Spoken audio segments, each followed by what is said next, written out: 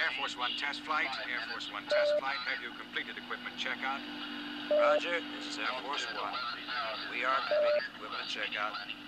We're working over White House computer link system. We seem to have a small problem. White House has just informed us of the President's new departure time. We prefer continuing checkout on ground. Andrews approach, this is Air Force One at Brook intersection. 2000 to 45. Roger, Air Force One test flight. We have you on radar. You are cleared for approach 19er. Contact tower at outer marker on 118.2. Andrews Tower, this is Air Force One on the outer marker. Roger, Air Force One. You're clear to land. Roger, Andrews Tower. Clear to land.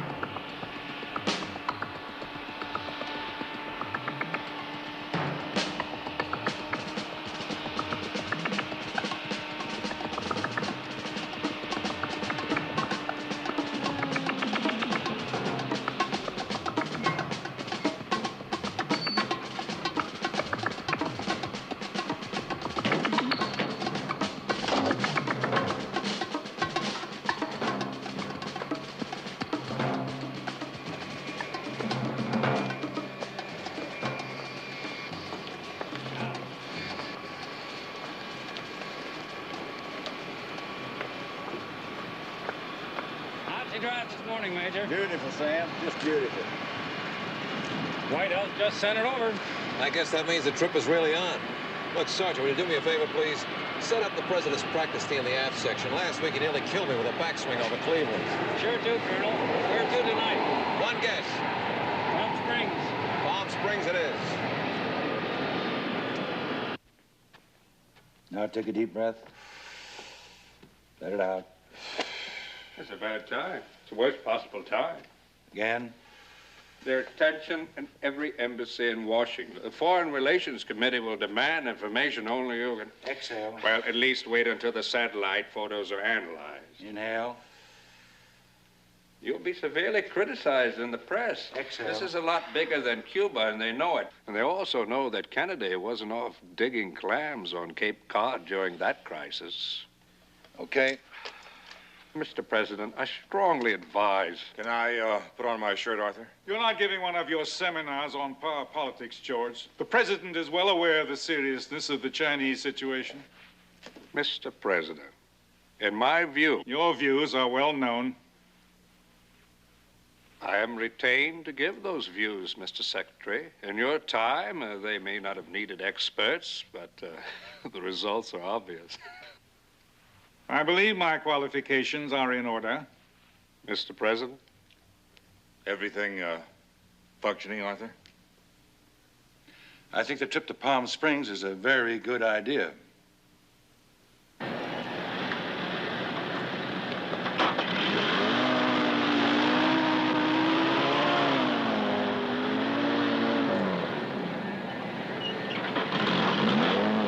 Hey, what do you say, Doug?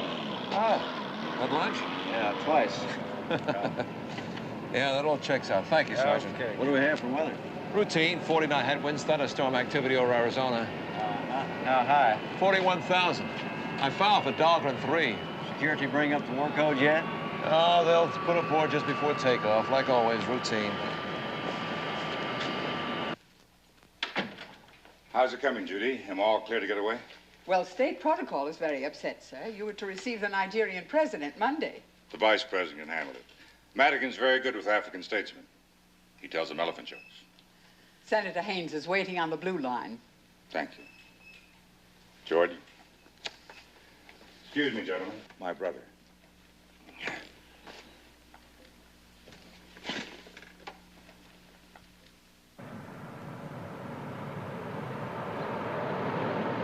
Hello, Bert. Good morning, Mr. President. Ruth told me you called. I'll need a first lady for a state dinner next week. You mind if I borrow her? I guess not. I wish you'd get married again. I'm getting tired of your nationalizing my wife. I'll run on that next election. Find a nice girl for President Haynes.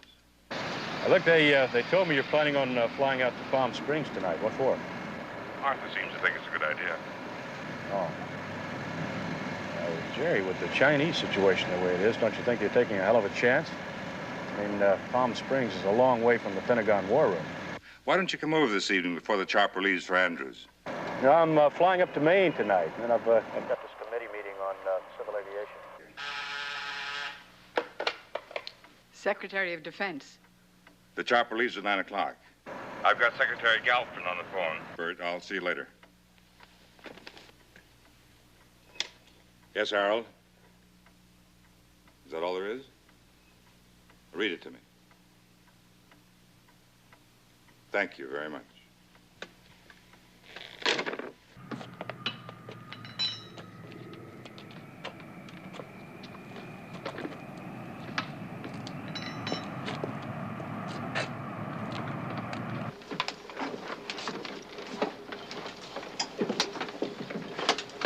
Here's your crew. Yeah, we won't have a man from air traffic control on board this time. Passenger manifest? A light load. Ah, only 5. They'll be rattling around back there. Who's McCready? Secret Service, new man. Fred Vecchio must be sick.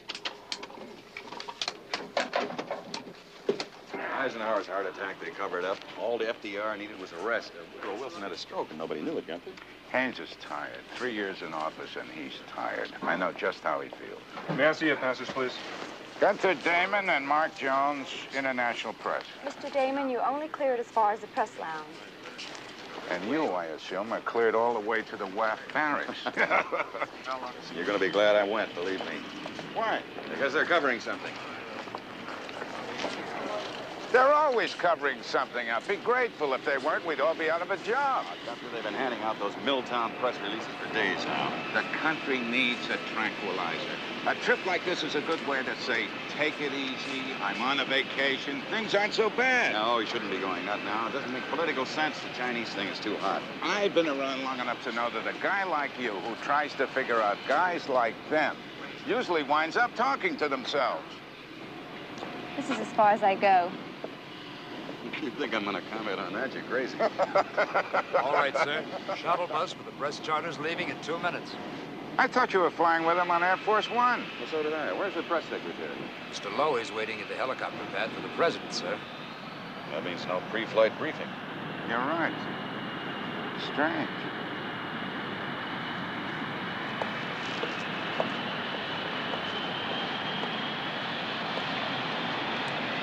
Press charter, press charter. This is Andrews Tower. You are gear up at 2155. Contact departure controls.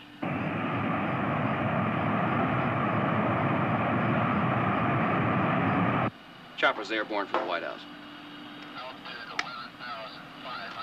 Attention all aircraft. Andrews will be closed to all traffic until 2215. All aircraft hold pattern 3, Charlie 47.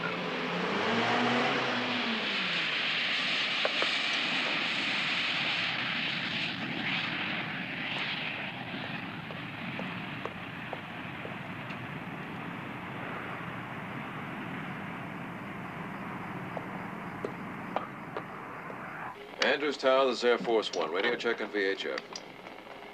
Roger. Excuse me, sir. I've got the president's parachute. President's parachute? That's a 780 report from the reading form. It's all been checked out, sir. You know where it goes? Yes, sir. Under the bed. Take him back and stow it.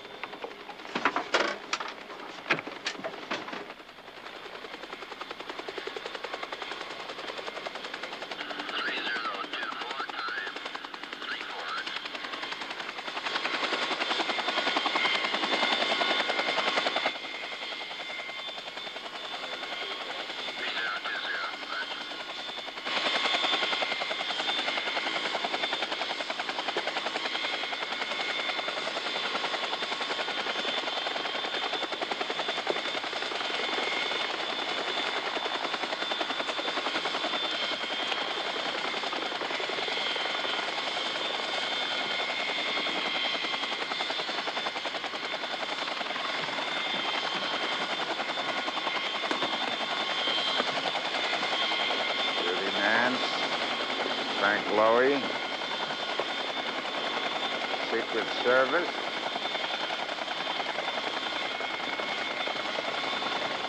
There he is.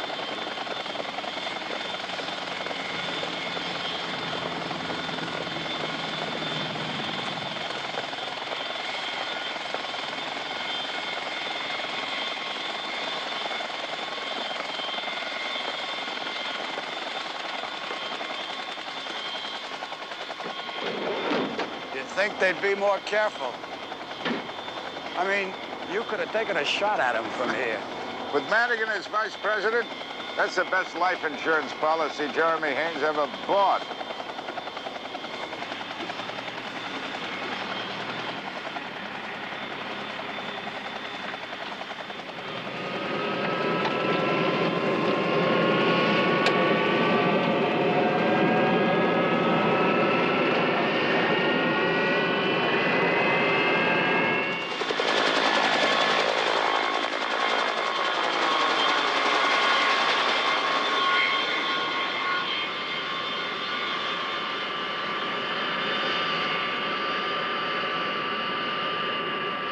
Request clearance.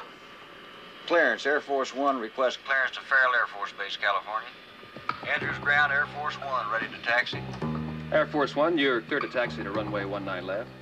Roger, 19 left.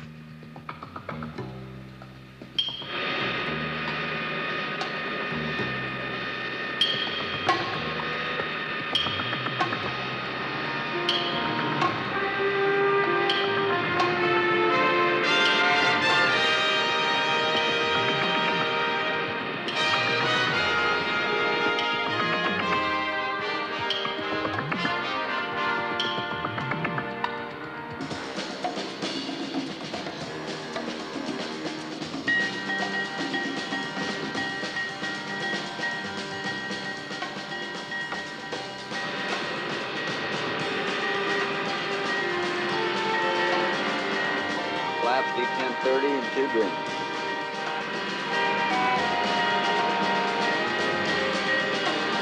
Andrews Tower, Air Force One, ready?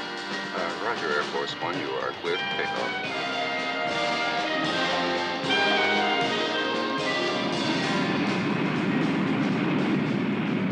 Air Force One, you are airborne at 2202, confirmed.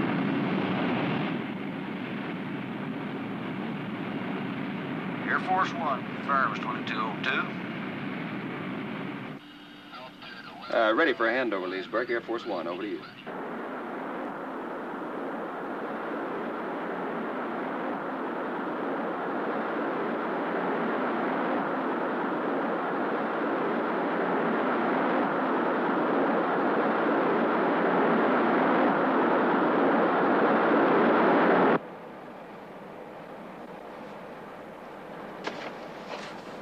Air Force One, this is Albuquerque Center.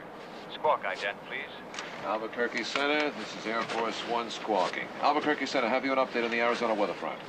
Roger. Our radar shows a squall line over Winslow, moving southeast at 60 knots. Albuquerque Center, do you have a pilot's report? Affirmative. The press charter reported they were in it at 41,000. Did they report any turbulence? Affirmative. Moderate to severe. Understand, Albuquerque Center. We'll advise if we can divert. Air Force One out. I'm going to change course to 190. That should miss the worst of it.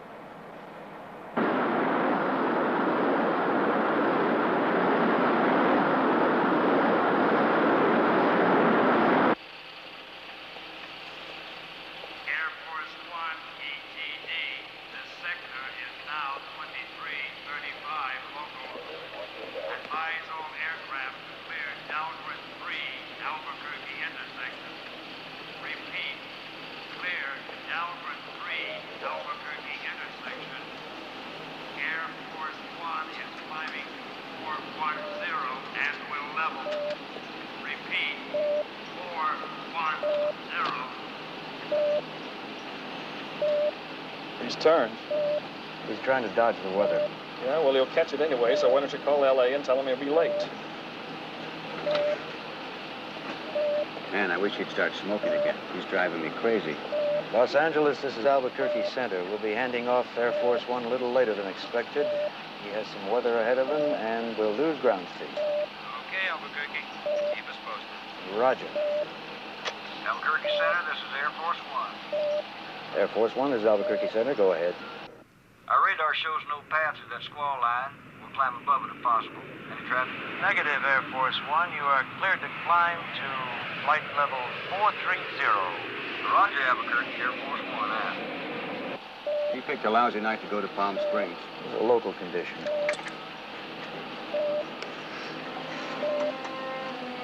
I thought Air Force One said he was going to climb. He did. Well, then what's he doing at 39,000?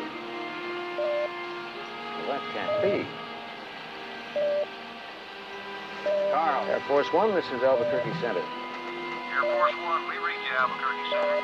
Our radar shows you losing altitude. What is it? I don't know. He's losing altitude. Air Force One, are you reading? Air Force One, are you reading?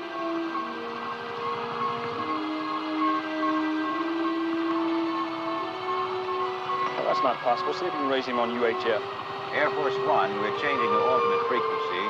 269.0. You read, Air Force One. Carl, I have a transponder Mayday, code 7700. I can't raise him. All right, get me the call sign on every civil carrier in our sector. Yeah, what about military? Right, go to military, too. Air Force One, this is Albuquerque Air Center. Defense Command, this is You are Albuquerque still Center. We have a losing altitude. transponder Mayday on Air Air Force Force One. Are you reading? No radio contact. Do you Negative read? on UHF. Do you read, Air Force One? Do you read? Air Force One, acknowledge, acknowledge. Air Force One, Air Force One, acknowledge. All right, what about the call signs? He's at 37,000. Is there anybody underneath him? No. Didn't you make contact yet? No. Then go through Washington. He's got a teleprinter on board. And give me one of those signals. He's lost another 2,000 feet. Look, 35,000 and still dropping. Air Force One, we show you at a level of 350. 34,000. Do you read me? 32,000. Acknowledge 31,000. immediately. 30,000. Air Force One, acknowledge. 29,000. Air Force One. We're losing. 28,000. This is Albuquerque Center. He's fading. Air Force 25,000. One, we are losing radar 23,000. contact. I repeat, we are losing radar contact. 21,000. 19,000. Air Force One. Air Force 17,000. One. Air Force One. 15,000. Air Force One. 13,000.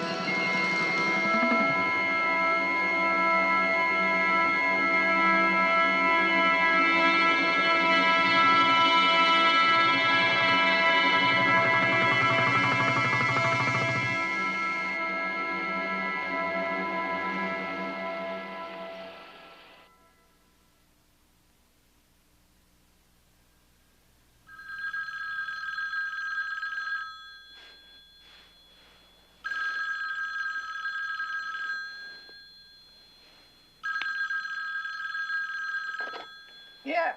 This is the White House operator. Mrs. Madigan? Yes, yes. I'm very sorry to disturb you. I have a call for the Vice President from Mr. Oldenburg. Huh? I have a call for the Vice President from Mr. Oldenburg. All right. All right. Kermit, wake up. Wake up. All right. It's, that professor from the White House. Oldenburg? Yeah. Yes? Mr. Vice President? Yes, go ahead. Mr. Oldenburg for you, sir. Put him on. Sorry to disturb you, Mr. Vice President. We've got some bad news. All right. The FAA has just informed the White House that Air Force One is overdue. What does that mean, overdue? The president was supposed to land at Farrell Air Force Base 30 minutes ago. They've had no contact with the plane for the last hour. Radar lost it near Winslow, Arizona.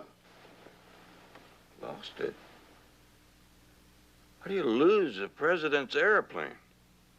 Air Force liaison informs me they've already begun a ground search and... Well, come out with it, man. Is it crashed or not? Air Force informs us that fuel exhaustion won't be until 6:05 a.m., so we won't know for sure until then. Won't know if it's crashed? If the plane is down, sir. All right, I'll be over as soon as I can.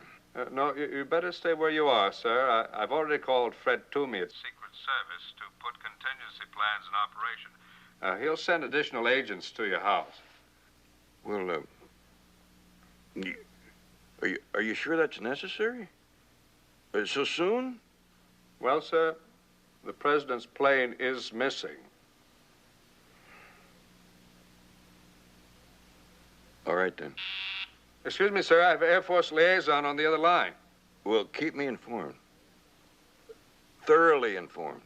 Yes, sir. Mr. Vice President, I want you to know I'm at your disposal. Officially and personally, sir. Thank you. Thank you very much, Mr. Oldenburg. Yes, sir. I always thought that egghead hated my guts. Remember I tried to cut my throat at the convention? Called me the overripe lemon from Orange County. Kermit.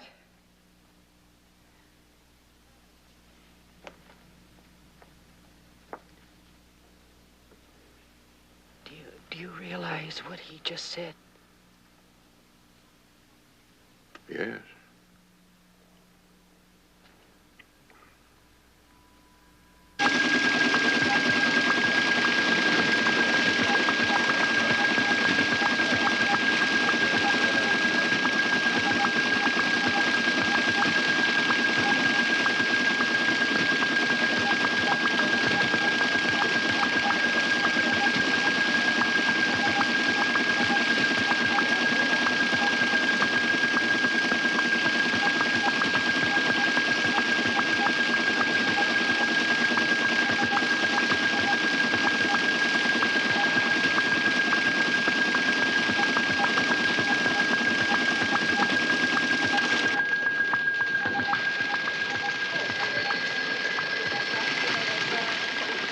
I know AP broke 2 minutes ahead of him.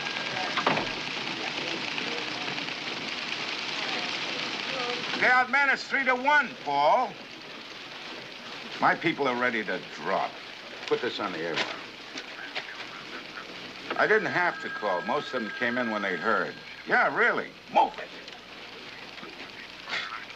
Dedication, I guess. It sure isn't what you pay them. No, I'm all right. A little tired, you know. Right.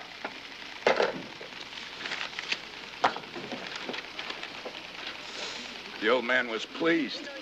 All his troops came in.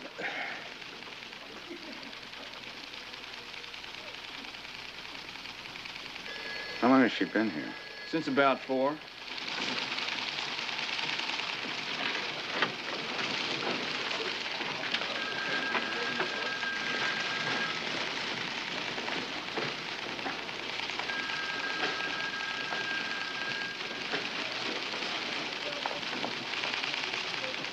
I didn't know you came in. I have a story to file. Oh, it can wait. Please, I want to file it.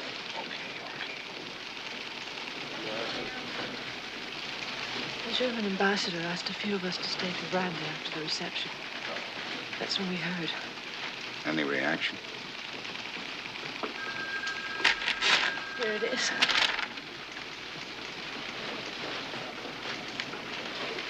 You've had a long night. Why don't... We don't know that he's dead. We don't know anything for sure. There must be something I can do here. All right, come on.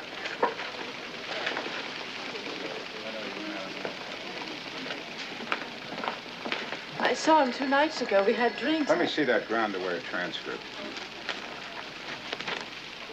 This is the last conversation between the ground and Air Force One.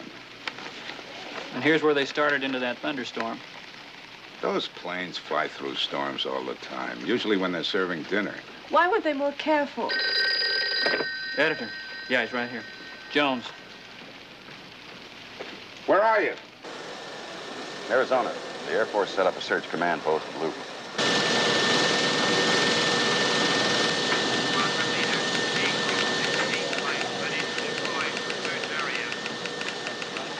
Listen, if those pilots see anything out there, I don't care what it is. If it's 2 jackrabbits rubbing noses, I want to hear about it. Yes, sir. There must be a herd of reporters. How are they treating you? Cautiously, they're letting 1 TV film unit and 1 correspondent cover the pool. It turned out that I'm the senior wire service man, so they picked me. I'm glad I came. Just remember who you're working for. Now listen, Gunther, fill me in from your end. The rumor here is sabotage. Nothing official, nothing confirmed. They won't even admit it's crashed. Just missing. Their biggest worry is panic. That makes a squadron of U-10s from Ellington. Now, how many choppers from Williams? 45, sir. I want them in from Lowry, too. Yes, sir. Give me that jet trainer squadron out of Kelly. Yes, sir. General Dunbar will talk with you now, sir. I gotta go, Gunther. I'll call you. What about this over here? Well, Danziger takes responsibility for 35 through 47 on the uniform grid. Yes, sir. Give him a liaison channel with air search. No, check that. Have him route his communications directly through ground comm. General Dunbar. Yes, what is it? This is Mark Jones, IP. He's designated pool correspondent attached to you. Yeah, sure. Glad to meet you, Jones. General? Just stay out of the way. I'd like to ask you a couple of questions. Can you tell us approximately where the plane went down? We'll find it. Don't worry about that, Mr. Jones. If it went down, we'll find it. I said if it went down? Have you got Danziger? No, sir. General Danziger, they say, is momentarily unavailable. What the hell does that mean? Well, he's in the... Yeah. You got 3 choppers from the 34B grid. The light better over there? General, you said if the plane went down. Now, does that mean that you're discounting the possibility of a forced landing? I didn't say that. Doug Henderson's a great pilot, highly qualified. Nothing is impossible. Do you think he crashed? Yes. Bodine. Yes, sir. If you don't get me Danziger in 30 seconds, I'm going to lay a Shrike missile in there and blow him right off the pot. Yes, sir.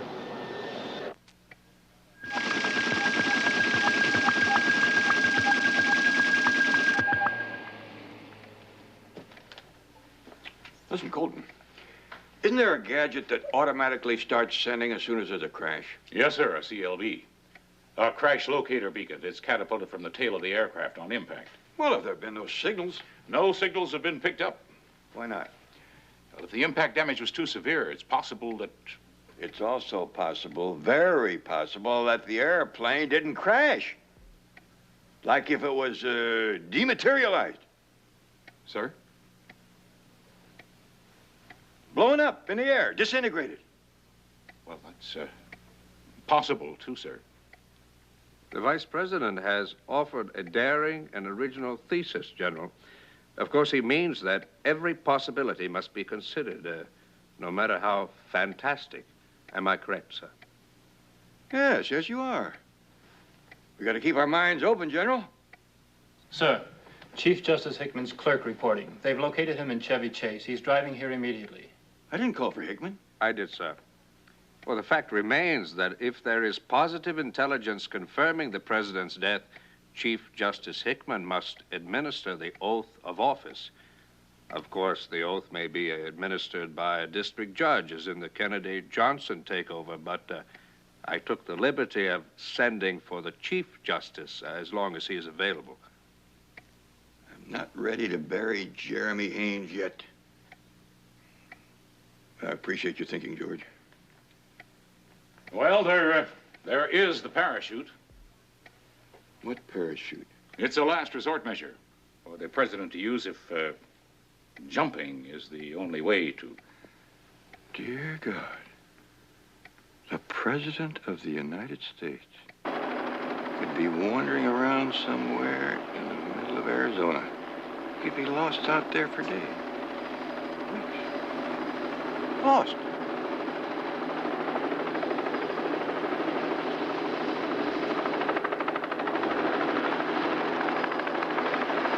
Is there any chance that Henderson could have brought the plane down in one piece? No, if he did, we would have spotted it by now. What about the parachute? Well, this is pretty rough country, even for a trained jumper. But it's possible. General, it's almost 12 hours since Air Force One went down. We've been isolated, but my Washington office tells me the capital's in chaos. I know. Well, I don't understand how the entire United States Air Force can't find the president's plane.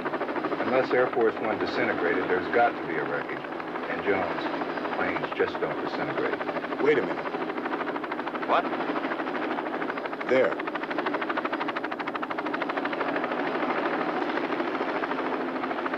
Take us down. This is 6 Tom 1. Stand by, ground control.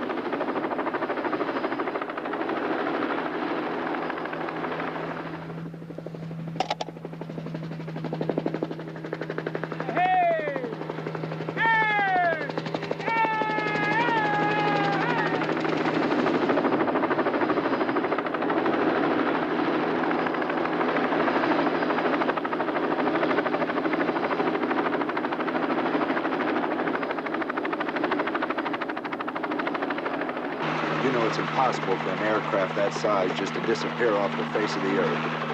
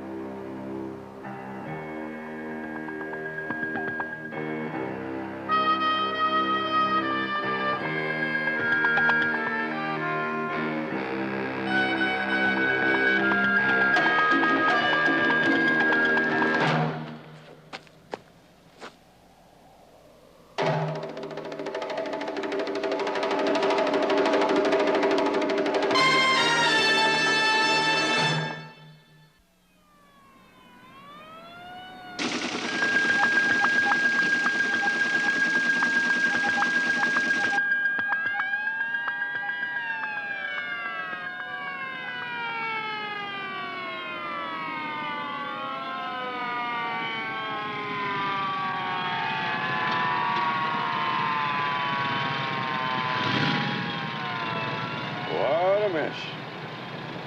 Market dropped 100 points in less than an hour. The New York Stock Exchange has agreed to remain closed until we give the word. What word? We don't know any more now than we did before the... You say he was flying through a thunderstorm? It was more like a tornado. Well, it was that bad, he should have turned back. Radar doesn't always measure the exact intensity of turbulence. You can't be sure until the flight recorder is salvaged. If then. We'll have to bring the body back. The whole thing. There are problems, Mr. Vice President. I mean about the body. The plane impacted on a rock ledge, then apparently slid into a ravine. There are no access roads. We have to lift in heavy equipment by chopper. Everything's in 1,000 pieces, everything. Dear God. You wonder what he was thinking on the way down. Look, try to keep those details out of the press. They're doing the best they can. You can't have a dead hero in small pieces, General. It's rotten politics. The pathology team is there now. We should have positive identification soon. As soon as we do, we can arrange an orderly transition. In the meantime, I can brief you about the Chinese.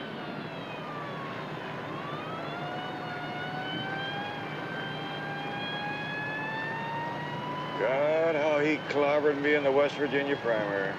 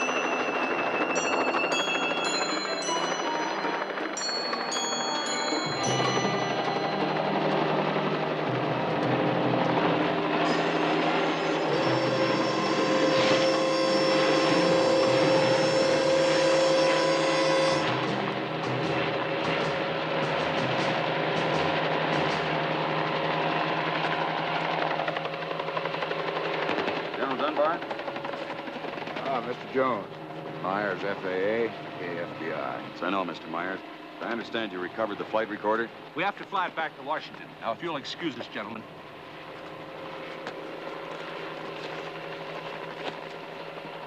Brought in another body. Yes, that's the last one. We positively identified the other 8. Frank Lowy was one of them. Yeah. Well, for 10 years. Used to head the Washington Bureau for INA. How about the president? It's the one you just saw. Identification now.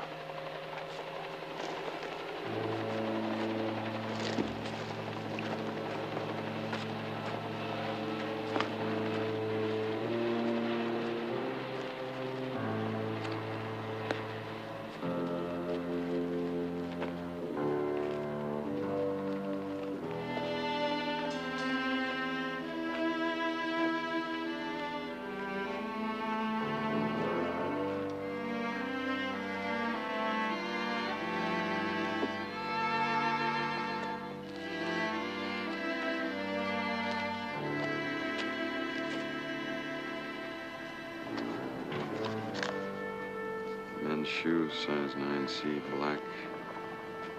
Elevated.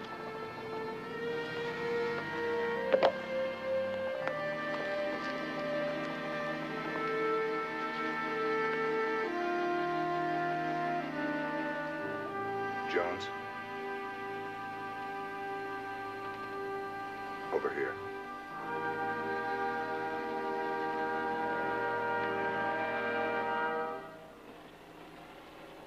Well, the face is badly burned. So are the hands. Can't even get a fingerprint. Give me some light here. Upper left, first molar.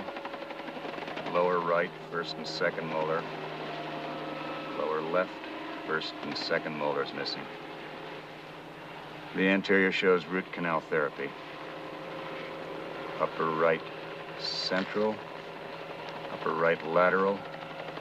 Upper right, second bicuspid missing.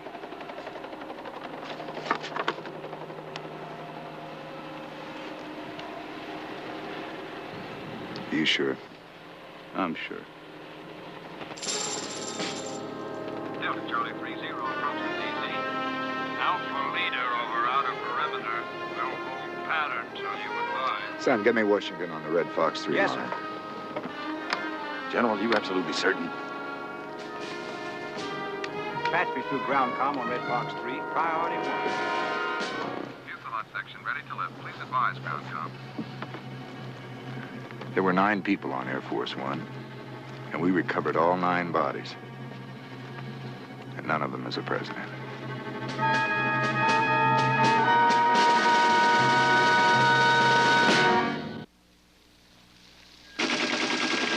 This is Howard K. Smith. As tension continues to rise in Washington, speculation that Air Force One may have been sabotaged has met thus far with no comment from official sources. Military observers say the Strategic Air Command has been ordered to full war alert. Peking has announced that this move can be only viewed as aggression and has threatened to take what it calls appropriate counteraction. In what could be the most bizarre development yet, there is an unconfirmed report from the crash site that pathologists are unable to confirm identification of the president's body. The only word from the White House this evening came from Assistant Press Secretary Hollinger. That doesn't mean the president didn't jump. It just means there was an extra person aboard, that's all. I want to know, Toomey, how that could happen. We've checked every security guard at Andrews who was assigned to Air Force One. The airplane was clean. And somebody hitched a ride, an extra crew member. I did it myself when I was in the service. I've worked with Colonel Henderson too long. He wouldn't let his mother aboard unless she was listed on the manifest. Could have stopped somewhere. No, sir. It was tracked on radar all the way. We could have parachuted. Sir, we've seen every jackrabbit in the search area. It took civilians to find the airplane. You're not so thorough. You'll have to make a statement soon. I'm not telling this country we can't find the president's body. Not me, not on TV, not like some clown. Of course not. It's just that if the Chinese feel we're indecisive, they might take advantage. Look, General, I don't need you to tell me about public reaction. That's my business. There is another possibility that he never got on Air Force One. He was seen. I saw him. I saw the pictures. I agree, Mr. Vice President. That was Jeremy Haynes who boarded Air Force One. Well, the point is the president is gone. If he were alive, surely he would come forward by now. It is time. I sincerely believe it is time for you, sir, to assume authority. Someone has to take command. Nobody asked you, General. Mr. Vice President, I have no need, I'm sure, to remind you how close the general was to President Haynes. No need. No need, George. It's a hard time for all of us. It's just so darn confusing. You can understand how reluctant I am to assume any kind of authority when we don't know if the man is dead or alive. Kermit, if Jeremy was alive right now, I think we'd know it. And right now, as difficult as it is, I must brief you on the Chinese situation. You have to be ready to carry out his decisions for the good of the nation. Decisions? He didn't tell me about any decisions. Well, excuse me, sir, but there were occasions when President Haynes failed to take you into his confidence. You may remember Your speech attacking Senator Sharkey 2 days before the president appointed him as Secretary of State. You fed me that speech. Well, that only points up the president's unfortunate habit of sometimes not including his key people in matters of national importance. Being left in the dark has concerned me many times. Not for personal reasons, you understand? Of course not. For the good of the nation. Exactly. I appreciate that, George. I appreciate it very much, but I still can't take over unless we're convinced. Yes. General. Colton?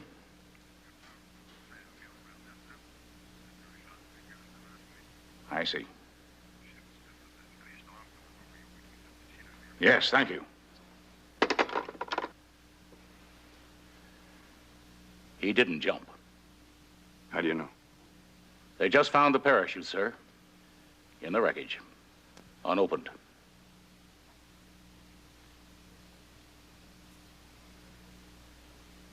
Kermit, I'm sure you know you have the full support of Congress, the Joint Chiefs, and myself. Yes, I know that. We'll do all we can to help you carry on. If, God forbid, China launched an attack right now, the whole fail-safe security setup would strangle without someone to authorize retaliation. And that can only be the president. Or the acting president.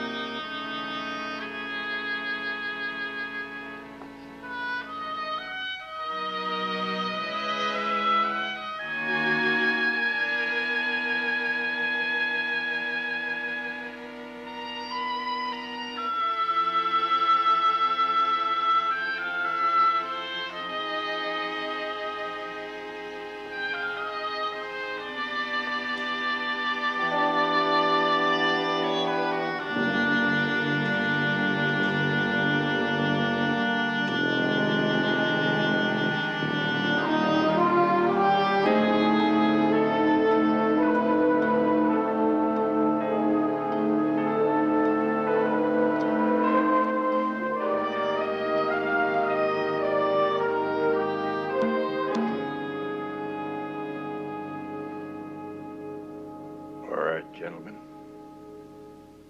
tell me about China.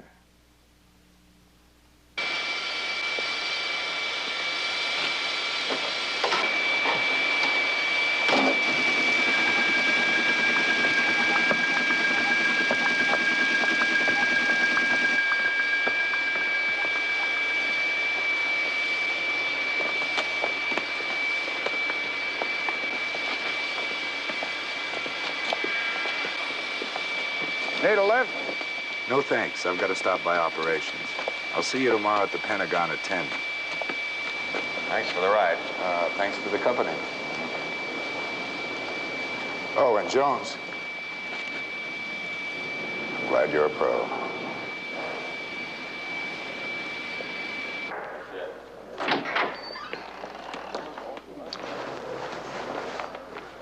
Flight? Yeah, fast. I've seen Washington unglued before, but these last 18 hours have really been hairy.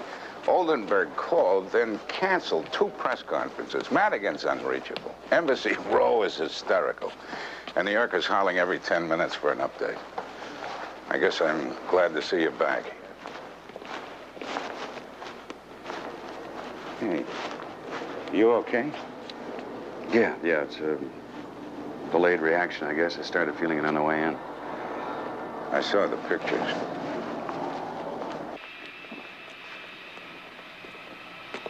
You hold back anything that wasn't in the pool release? Just the medical details.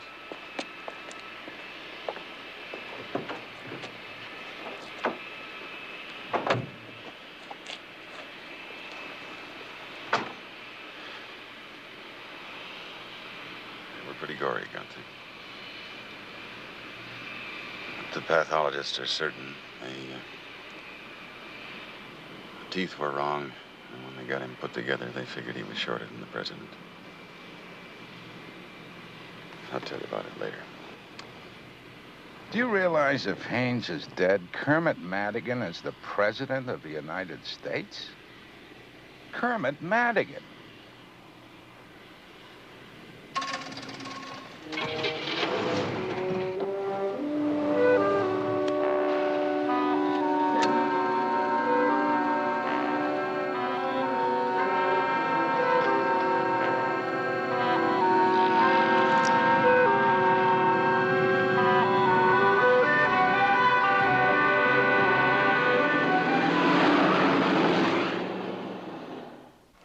Has Madigan spoken to the Chinese? Right now. You can't keep him isolated. Does he know whether the president's still alive? What's he doing now?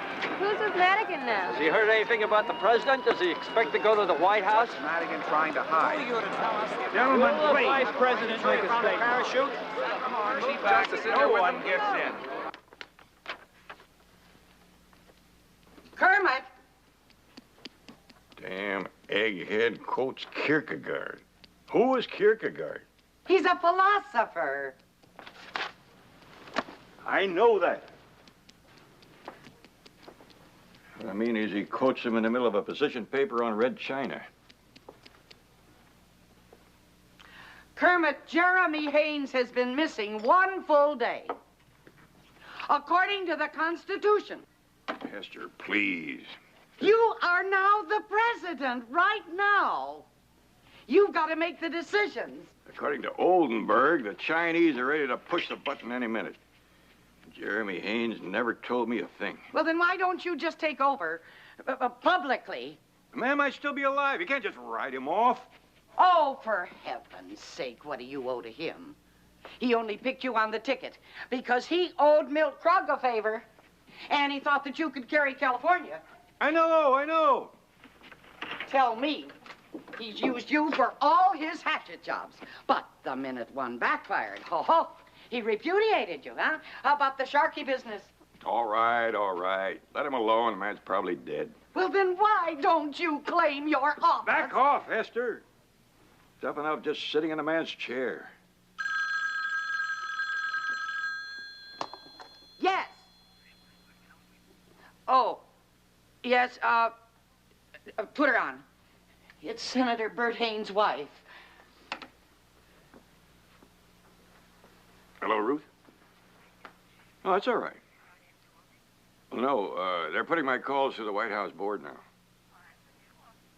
Well, no, I don't. Well, actually, I wasn't there when he spoke to the president, but... Oh, find out. No, I'll take care of it. Well, you call me if you hear anything, and I'll be in touch with you. What? What is it? Bert Haynes left on a fishing trip to Maine last night. Ruth hasn't heard a word from him since. Is that unusual? She called the lodge and got the guide. He never arrived.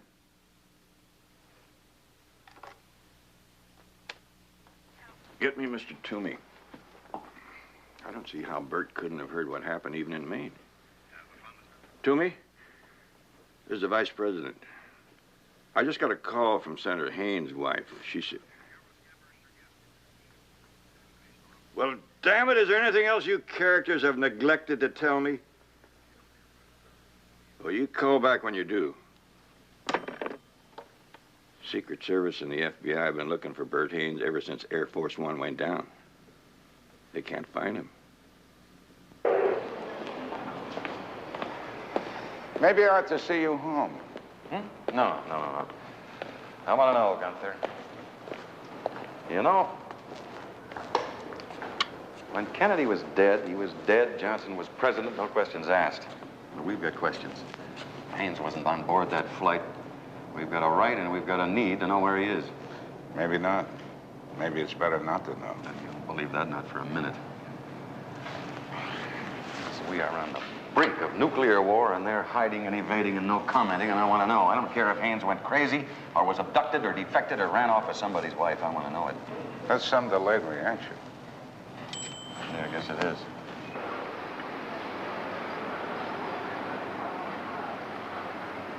International press.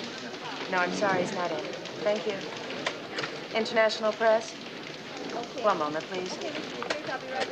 International press. No, he's not. Yes, I will. At least we can try to figure out Thank who you benefits. Who's got an axe to grind? This is a wire service, not a detective agency. Isn't it? Is that part of it? All right, but we don't have the people. One moment, please. New York calling, sir. It's Mr. Devarian. He doesn't sound happy. Hello, Rock. Hello, Johanna. Of course I'm running the pool coverage. But Jones was there. He'll have a point of view that... Why? Well, we have some kind of public service to perform. I will not cooperate. I don't care what political favors who owes who. You mean that? All right, then you run this bureau. Little quiet pressure from somewhere. Don't push. Just run the handouts. He was actually threatening me. You don't know better after 23 years. All right. Maybe I can believe in things, too. I figured you might. Maybe a couple of cynical snoops like us can come up with an answer at that.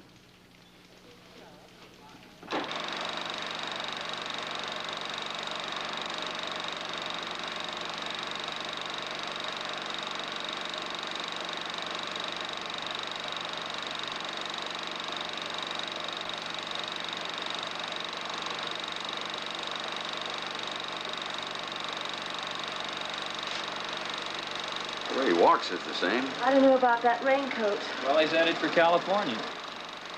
No, he's very careful about his wardrobe. He'd never wear that at night. Got a big collar. Roll on down with the next close shot, Rod.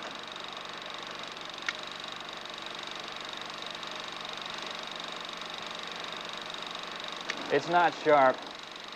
Mark? I can't tell. It looks like him. Pipe looks familiar. Yes, I saw it in the wreckage. It's his. Joanna, you know him personally.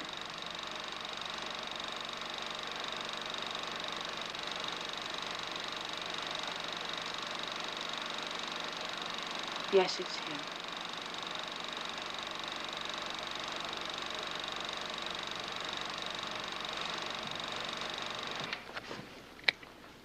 Let's assume for a moment that wasn't Haynes. You know, that could mean a conspiracy of some kind. Madigan? No, I can't think that big. But Mrs. Madigan can. Yes, and so can George Oldenburg. You know, he and the Joint Chiefs are for serving the Red Chinese with an ultimatum, even if it means war, which it would. With Haynes out of the way, they could con Madigan, or Mrs. Madigan. Frank Lowy had his personal secretary and bodyguard on board that plane. Now, if the man with the pipe wasn't the president, they would have known. They'd never be involved in that kind of conspiracy. They wouldn't have to be, Joanna. They're all dead. Including the imposter. Maybe he was a double like that business with Montgomery in World War II. Senator Haynes looks like his brother. He's not as tall. Elevator shoe. I had it right in my hand. Oh, come on. Bert Haynes wouldn't be in a conspiracy. So where is he right now? Well, he's in Maine, fishing. Klein filed that story. Uh-huh. Okay, maybe you've got a point. But we have to be very sure. Better have somebody check National Airport, the passenger manifests. I'll do it. Think you can sleep now? Yeah, as soon as I get my eyewitness on the wire. Joanna, I'm sorry about mentioning that social connection. That particular social connection got more publicity than it deserved, Gunther.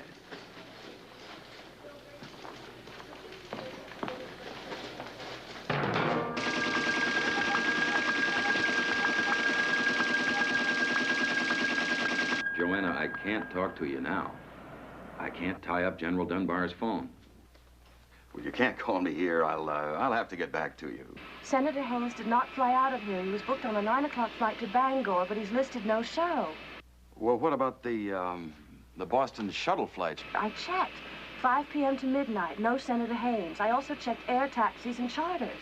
Well, maybe under another name. Mark, he had a reservation under his own name. Her husband is very suspicious. The General will see you now, Mr. Jones. I know I promised to see you this morning, Mr. Jones, but I'm afraid I'll have to cut it short. About the 9th body on Air Force One, General. We had a report it was identified. It was Senator Bert Haynes. Who told you that? Usually well-informed source. I see.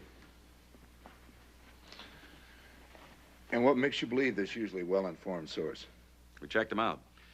We have evidence that Senator Haynes didn't fly to Maine. And your theory is that the senator took the president's place on Air Force One? Well, he put a pipe in his mouth, pull his hat down, elevator shoes. Yes, he could get away with it. But then we'd be holding back something on the identification of the 9th body, wouldn't we? Do you care to comment, General? No, Jones. Now, you don't think I'm fool enough to affirm or deny a story that you made up yourself, now do you? I thought it might be true. Listen, Jones. Off the record. All right. We thought of that possibility, too. Well, did you check it? Did you compare fingerprints, dental records with the senator? We did. They didn't match.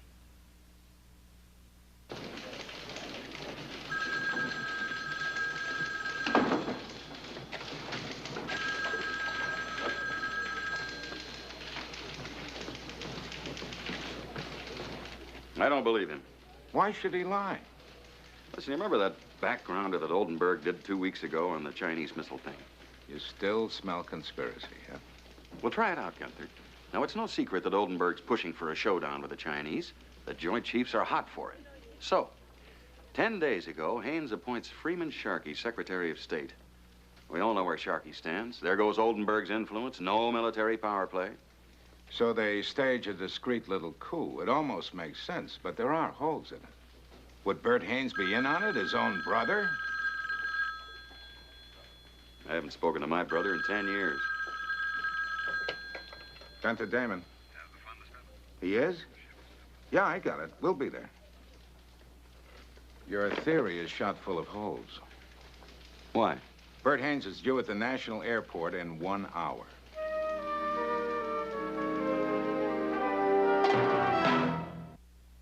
Senator, where have you been? Senator, have you heard from the president? Senator, is it true that you have been hiding some society? Senator, you know what happened to your brother? Senator, are you satisfied with Vice President Madigan's Senator Haynes, did the FBI know where you were? I would like to apologize to you, and especially to Vice President Madigan, for my absence during these critical hours. I have not been in Maine, which explains the FBI's difficulty in locating me.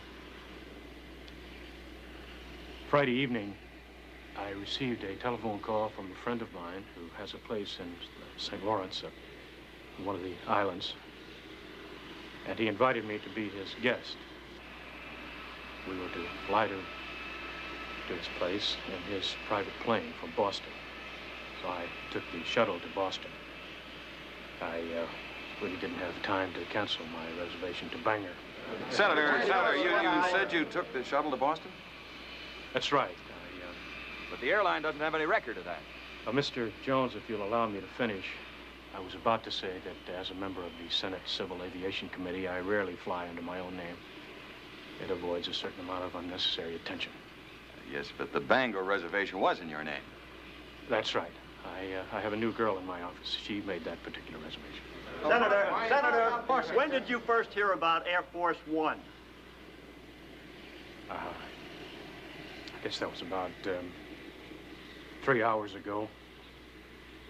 We had no telephone or radio.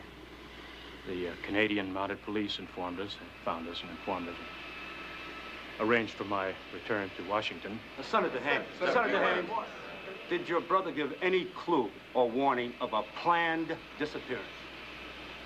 He did not. Well, could you elaborate? There's nothing more to say about that. Senator, do you believe the president is dead? I really don't know. This whole thing is very...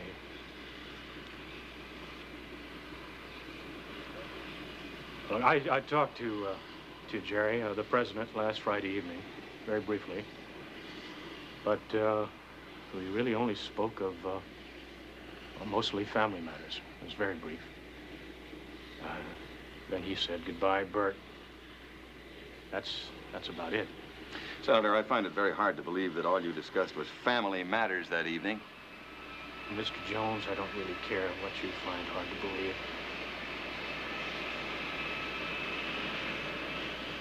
Now, ladies and gentlemen, you're going to have to excuse me. I'm very tired. Senator. Just one more question.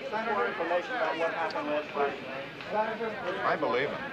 Oh, it's too bad, too convenient. He knows something he's not telling it. Mark, look around. They believe him. I believe him. His wife believes him. Why do you... Out there next to Senator Haynes, who's the closest man to the president? Why? Because if he is alive, if he arranged his own disappearance, he couldn't possibly have pulled it off by himself. He'd have to have help, right? Mark, come on. You need a breath of fresh air. Look, now who next to Bert Haynes would he be most likely to confide in? Freeman Sharkey. Right, and where has our new Secretary of State been since this started? Well, he's been... Come to think of it, he hasn't made a statement. In fact, he's been downright unavailable. Think we ought to find out why?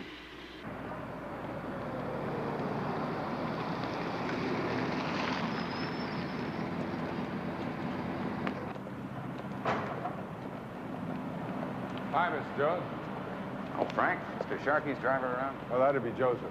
He's over there. Thanks.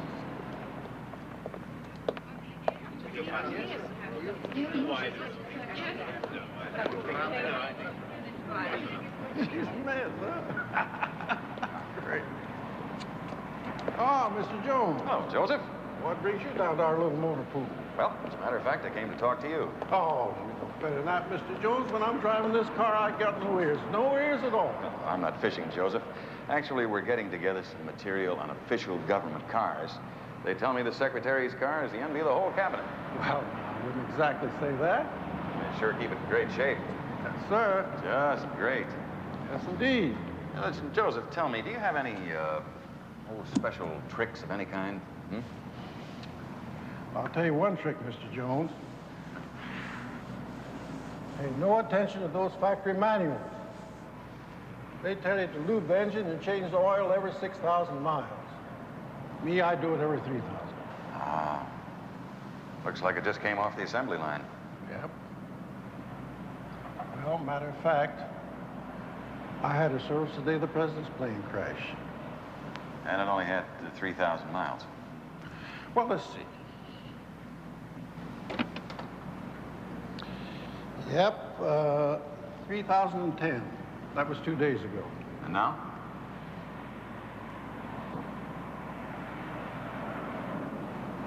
$3,368.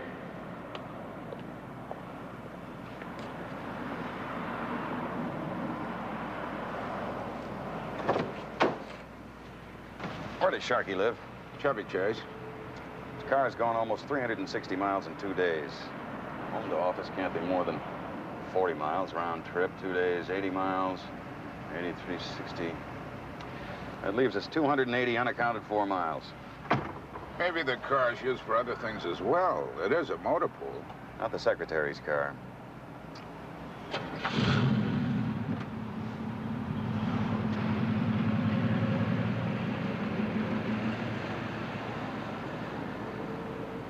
A curtain of secrecy has been dropped by the White House on all facts concerning the fate of President Haynes.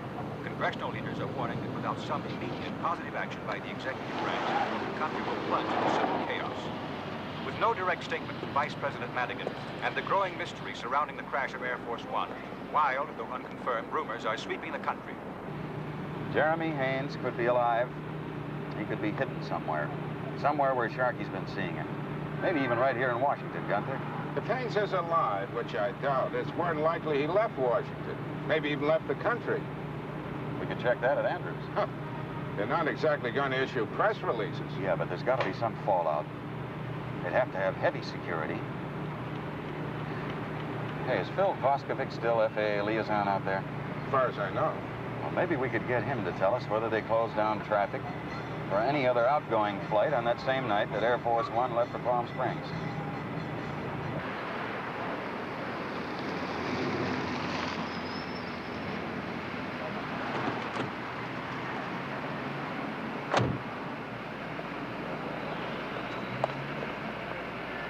Where'll you be?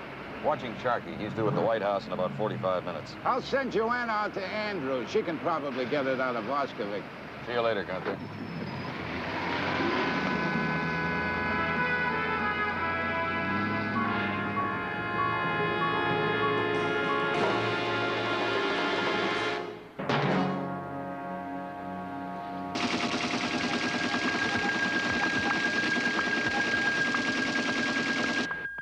This is the site the way it looked 10 days ago.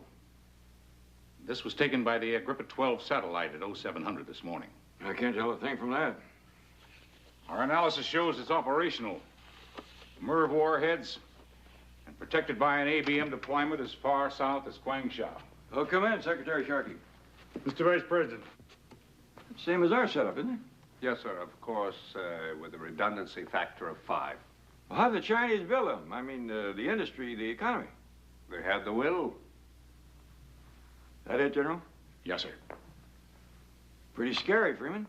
Yes, I've seen them, Mr. Vice President. What do you think, Colton? I'd rather not say, sir. At least not individually. The Joint Chiefs have submitted their estimate. What do you think, Sharkey? What is it, George? Programmed tactical response, Mr. Vice President. Well, what do you think? I'm not fooled by semantics. What does that mean? Why not call it what it is? Ultimatum guaranteed to start World War III. A nuclear deterrent isn't worth much without credibility. The opponent has to believe that you have the will to use it. I mean, that's one of the primary applications of games theory. I don't think this is a game or a doctoral dissertation. I don't really want to stoop to personalities, Mr. Sharkey. I have great respect for your long years of service, so well-rooted in the past. Mr. Madigan, I must tell you that President Haynes completely rejected programmed tactical response before he decided to fly to Palm Springs. I don't believe there was any announcement of that. Were you aware of any such decision, Mr. Vice President? No, he didn't tell me a thing. General Colton? No, sir. He told me last Thursday. But he isn't here now to confirm that or deny it. Oldenburg, you can't make foreign policy. I'm Secretary of State. The final responsibility isn't yours, Mr. Secretary, just as it isn't mine. It devolves on the acting president. It's tantamount to a declaration of war. And you can't do that without consulting the Congress. Really, Mr. Secretary, presidents have frequently taken action in their capacity as commander-in-chief without Congress. Madigan, you can't be such a fool. Mr. Sharkey, I'm willing to listen to any factual argument you can present. According to Mr. Oldenburg's timing, the ultimatum has got to be issued by noon tomorrow. Now, if I'm the one who has to make the decision,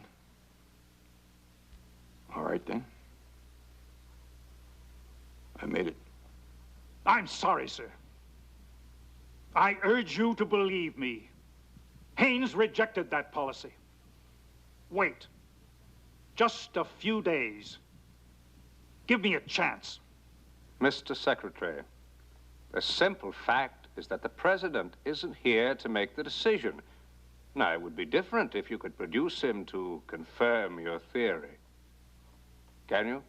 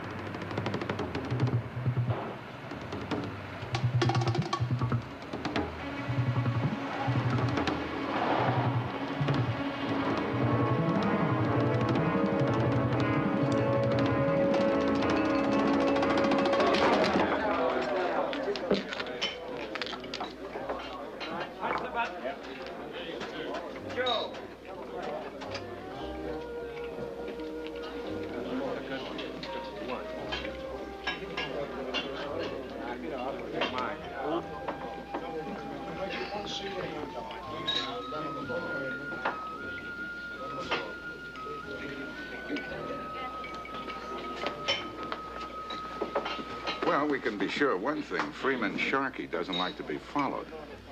I'm not sure I'm the only one who was following him. What do you mean by that? Do you remember this afternoon we left the State Department garage? Scotch and water, please. Same. There was a blue sedan parked across the way with a couple of business suit types in it. I could swear that I saw that same car just after I lost Sharkey. You're beginning to sound paranoid. Listen, Gunther, supposing Oldenburg and the Pentagon are in on something. Supposing they've got Haynes on ice. Now, don't you think that Freeman Sharkey might be in trouble, too? After all, next to Bert Haynes, he is the closest man to the president. You still smell conspiracy, huh? Don't you? It's too incredible. Mark, get anything today? Yeah, headache.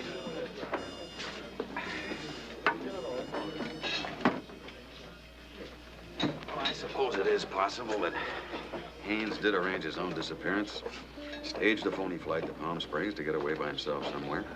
Well, he wouldn't be the first president ever to pull a disappearing act. You remember there was a story about Grover Cleveland? He sneaked off on a yacht somewhere in Chesapeake Bay to have a secret operation. Supposed to be in Maine or something. Didn't want anybody to know. He didn't want to rattle public confidence. Exactly. And that's where your theory falls apart. Why? Public confidence. Sure, Jeremy Haynes might have staged a phony trip to Palm Springs, but he never staged the crash of Air Force One. Once that happened, he had to step forward. He couldn't let the world believe he was dead, that Kermit Madigan was calling the shots. Not with the Chinese ready to press the button at any minute. You've seen what this country's been like for the last 24 hours. It's a madhouse. No president in his right mind would allow the country to think he was dead. It's idiotic. And Jeremy Haynes is, or was, no idiot. You think he's dead? Yes. Well, I don't. Okay. Where does that leave us? For one thing, it leaves us 280 unaccounted for miles on Freeman Sharkey's car. Now, let's see. Haynes has been missing for 2 days. Figure 2 round trips of 140 miles, 70 miles each direction, north of the city. You follow this route north and a little west of where I lost Sharkey's car. There. Where does that put you? Thurmont, Maryland. Right. Catoctin Mountain Park, Camp David. What are you suggesting? I'm suggesting that Jeremy Haynes is at Camp David and Freeman Sharkey's been seeing him there. Never.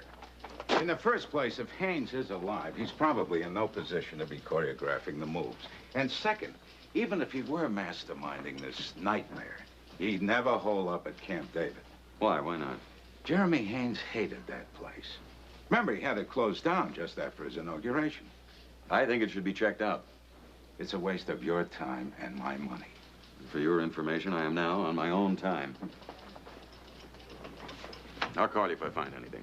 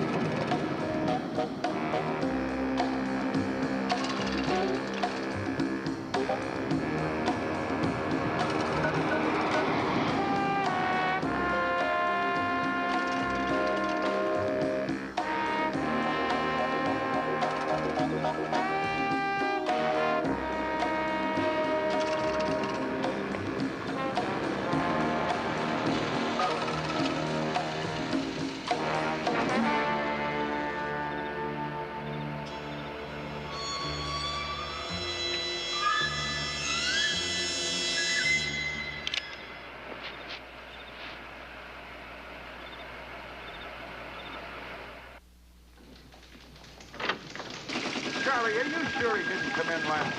I know, but the bar gets busy around. I tried the press club.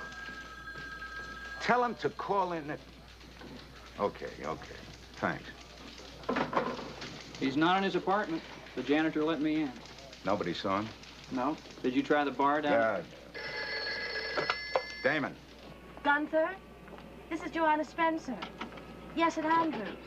They wouldn't let me see any of the outgoing flight logs. Why not? Maybe you better check the hospitals. What? But I did see the incoming flight logs. Fine. And call the district police. What? There were only 5 flights in during that period of time. An F-111, an AT-12 trainer, a C-130, that's the big cargo plane, and a 707. I know. Joanna, none of those. A what? A Boeing 707 inbound from Minnesota. Registration number 26000. 26000. Hold on. A 707 landed at Andrews. 26000. Isn't that the old Air Force One, the backup plane? We could check it out soon enough. I know it is. I lived on that plane for 3 weeks on the African trip last year. Maybe Mark is right. Maybe he did fly somewhere else. Yeah. Anywhere in the world. Listen, Joanna, I want you to find out when that plane took off. Don't go back to the office. Just ask around. Mechanics, anybody. I don't have to. It's sitting right out in the field. I'm looking at it right now. Are you sure? I'm sure. Okay. Thanks.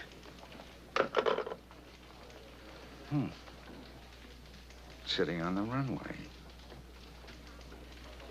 You know, if Mark's theory is right, it's possible the president never left the Washington area. Jones could be in it right now, out at Camp David. Come on. What if Haynes is out there? What makes you think we'll get within 5 miles of the place? It'll be crawling with security. My dear young friend, that's all the proof we need.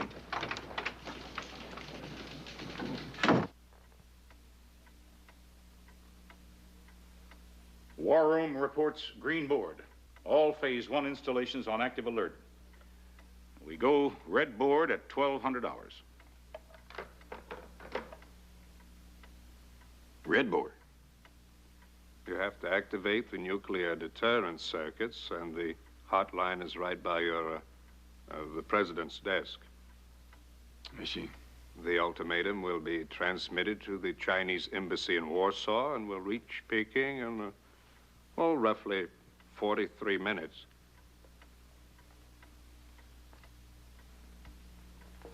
Maybe I ought to make some sort of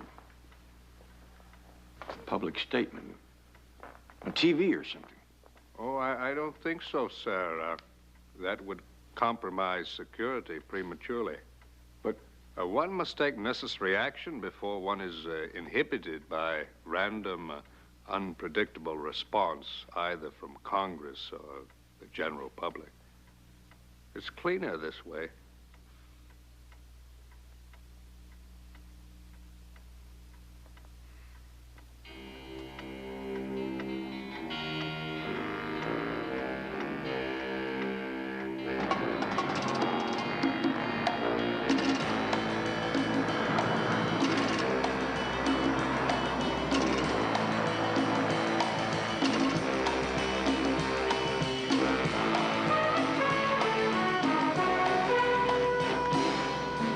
We should have seen something by now.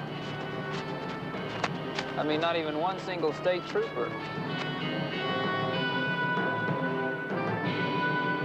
There should be a turnoff right up there. Yeah, there she is.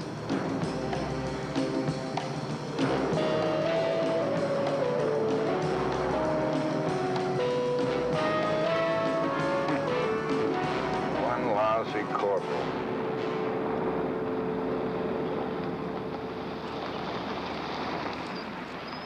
Hi, can I help y'all? I've got the Damon International Press. We got a tip that something was cooking around here. Something to do with President Haynes. President Haynes? Buddy, there's nobody up here but me and a couple of PFCs. Seems pretty quiet. Have you been on duty long? Just came on. Sir, this area is restricted. Have you got any credentials?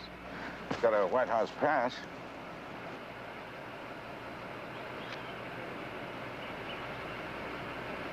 You'll still have to do an about-face.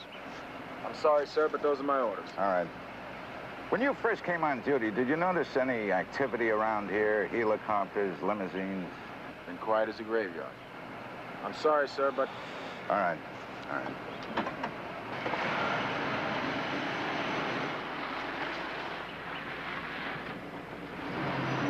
Well? I think Jeremy Haynes is dead.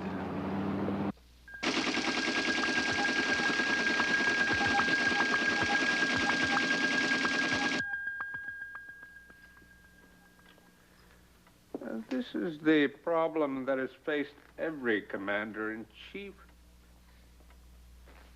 Decisions must be made by pragmatic men. Men who have the cold, analytical view, uncrippled by emotions, weakness, the humanist flaw. One must have the highest courage to think the unthinkable and the will to carry it through. All right. Shall I set up the hotline scrambler, sir?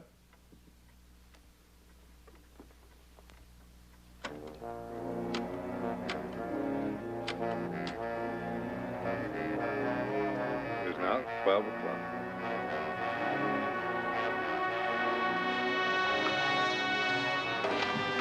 Don't do that, George.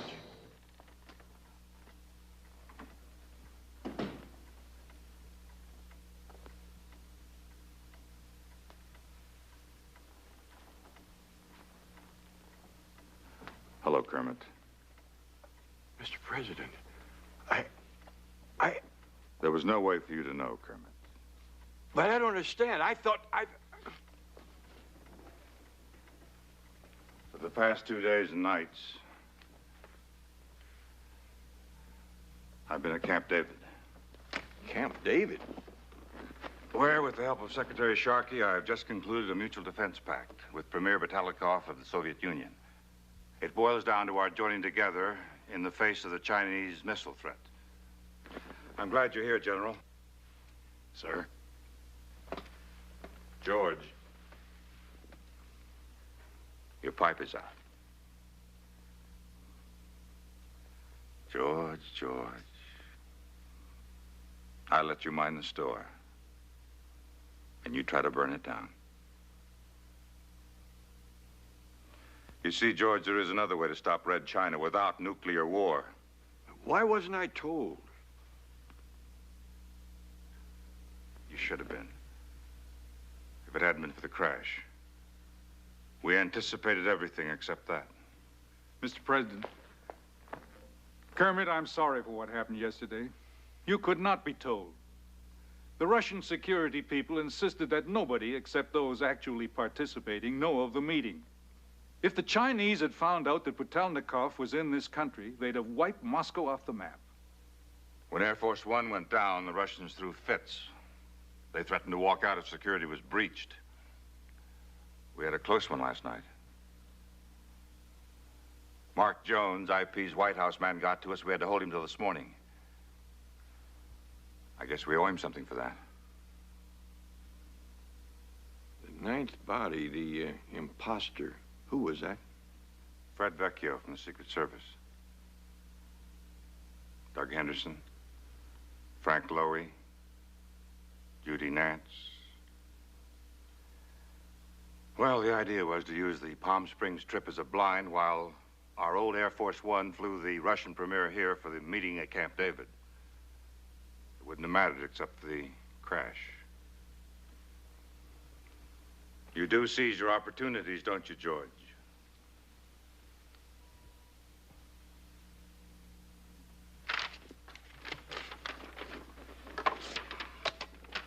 This is the president. I'd like you to place a call for me to the next of kin of the following people. Colonel Douglas Henderson, Mr. Frank Lowy, Mrs. Judith Nance, Major Emmett Foster, Fred Vecchio, Chief Master Sergeant Ron Eldridge.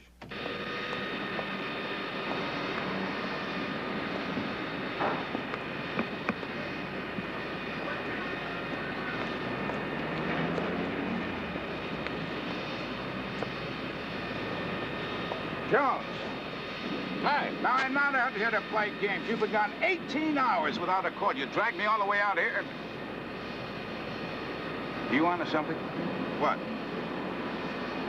That is old Air Force One. You know that, Gunther? I don't need you to tell me that. You went to phone it in 6 hours ago. You've been somewhere. Don't give me that canary swallowing look.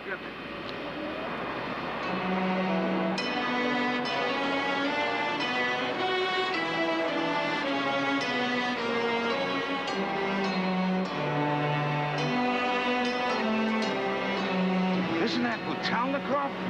That's who it is. Now, if you'll get this on the wire, you'll beat AP and UPI by 30 minutes. A little gift from the White House. your pocket. Standing there with this in your pocket. 29 minutes, Gunther.